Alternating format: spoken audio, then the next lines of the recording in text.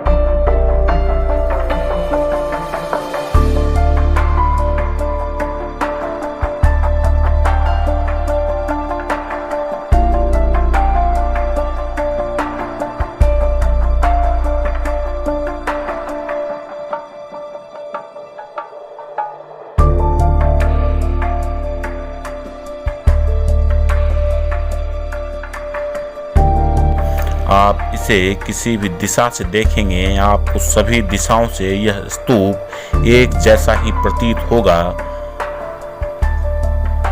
इस स्तूप के बीच में आपको एक सिंहासन नुमा चट्टान दिख रहा है जहां कभी बुद्ध की प्रतिमा विराजमान रहती थी, लोगों का यह भी कहना है कि इसी स्थान से विश्वविद्यालय के प्रमुख के द्वारा छात्रों को ज्ञान दिया जाता था। इस विश्वविद्यालय में बौद्ध धर्म की शिक्षा के साथ साथ सनातन धर्म एवं तर्कशास्त्र और विशेषकर तंत्र शास्त्र की शिक्षा प्रदान की जाती थी।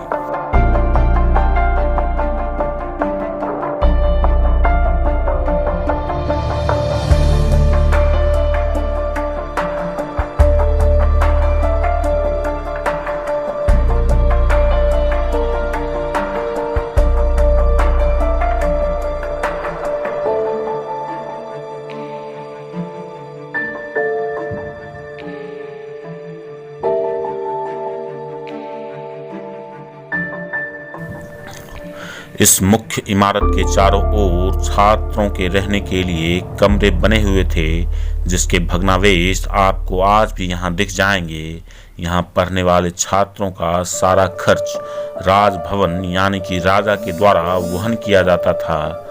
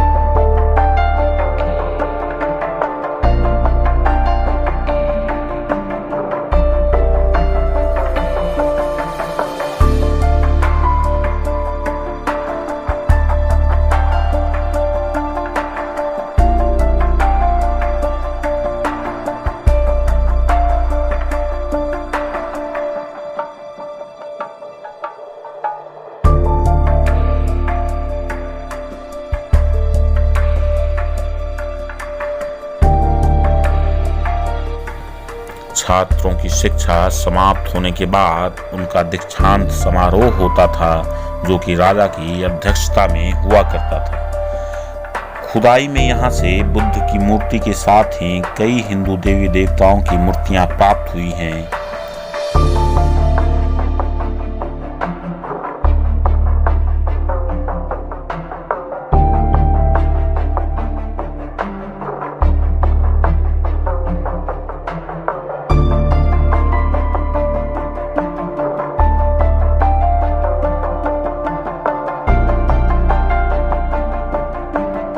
यह विश्वविद्यालय लगभग 450 सालों तक विश्व में ज्ञान की ज्योति फैलाता रहा, जब तक कि बख्तियार खिलजी के द्वारा इसे तहस नहस नहीं किया गया।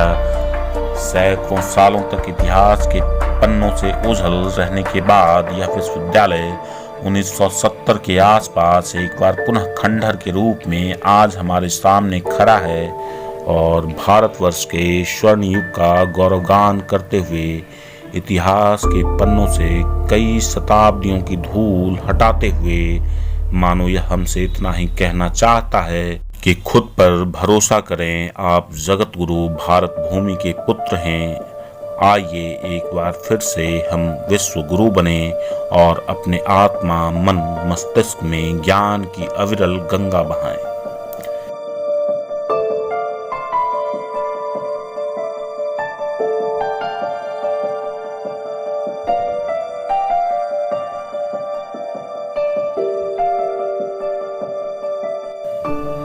इन प्राचीन धरोहरों के रखरखाव के प्रति सरकार की जिम्मेदारियों के विषय में बात करना बेमानी लगता है। यहाँ आकर ऐसी कई बातें हैं जिसे देखकर सरकार की ऐतिहासिक धरोहरों को संरक्षित रखने की मंशा पर मजबूरन संकालू होना पड़ता है, लेकिन फिर अपने विचारों पर यह सोचकर लगाम लगाना पड़ता है कि जो सरकार जीवित इंसानों के लिए ही संवेदनशील नहीं है, उससे भला इन खंडहरों के संरक्षण की उम्मीद रखना कितना सही है। इसलिए बस इतना ही कहना चाहूँगा कि सरकार ने जितना अब तक किया है वह काबिले तारीफ है। अगर और कुछ करेगी तो वह स्वागत योग्य कदम होगा। अगर आपको इतिहास और उसकी ऐतिहासिकता से प्यार है तो आप भी कभी समय निकाल कर यहाँ अवश्य आएं। धन्यवाद।